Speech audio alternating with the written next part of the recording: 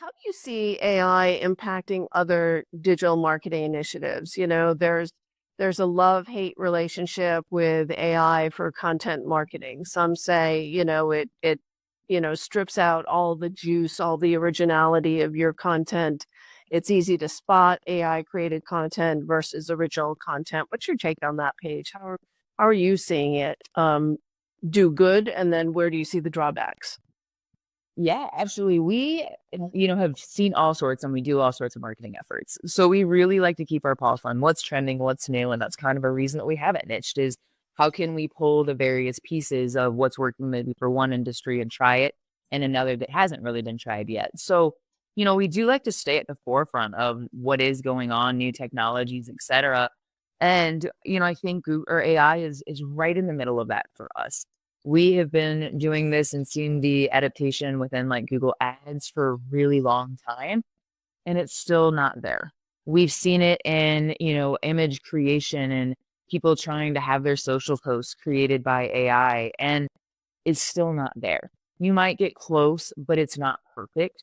And so, and yes, I think in a few years we'll be there. So it's always good to keep your pulse on it.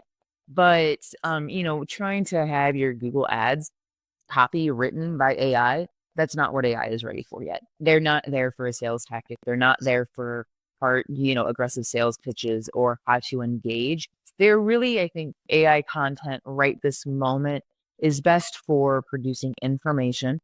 So a blog, helping with some sort of responses to certain questions, but not necessarily fully ready for how do we use it as an actual successful marketing tool. So we haven't at Tree Ring Digital, we haven't really dived fully into let's use it for every single thing that we can get our hands on.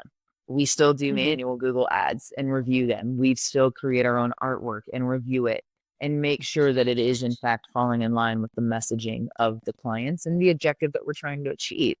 That in mind, it's a hard one because we sell content as a service. So we sell website copy, we sell blogs.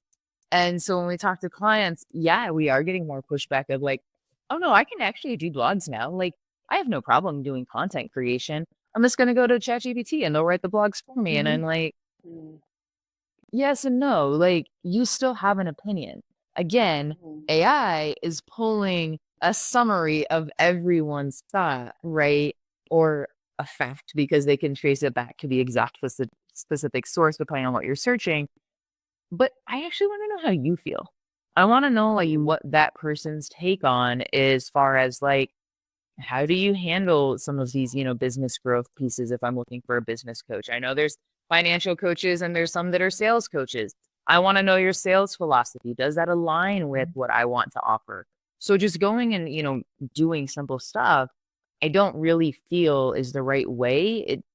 Yes, you'll get content out there, but it's not going to be that organic, authentic piece that the users actually are looking for when building trust and relationship with you.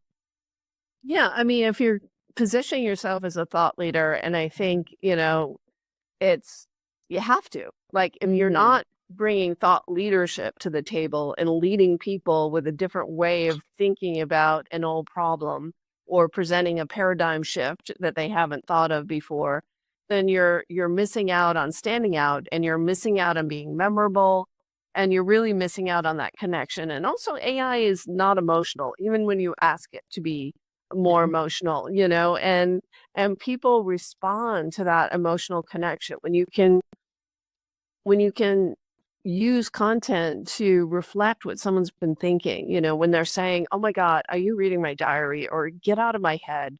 That's the response that we want to have with people. And I haven't found AI to do that. I've found that, I can upload I have my own content management GPT. It's got my ideal client profile in it. It's got transcripts from my solo podcast episodes, from high converting email campaigns, all of that stuff. And even then, it's still not that great when I ask it to create a draft. So I think, I agree with you. We're a long way from, using AI in thought leadership. I think it's the antithesis of thought leadership right now.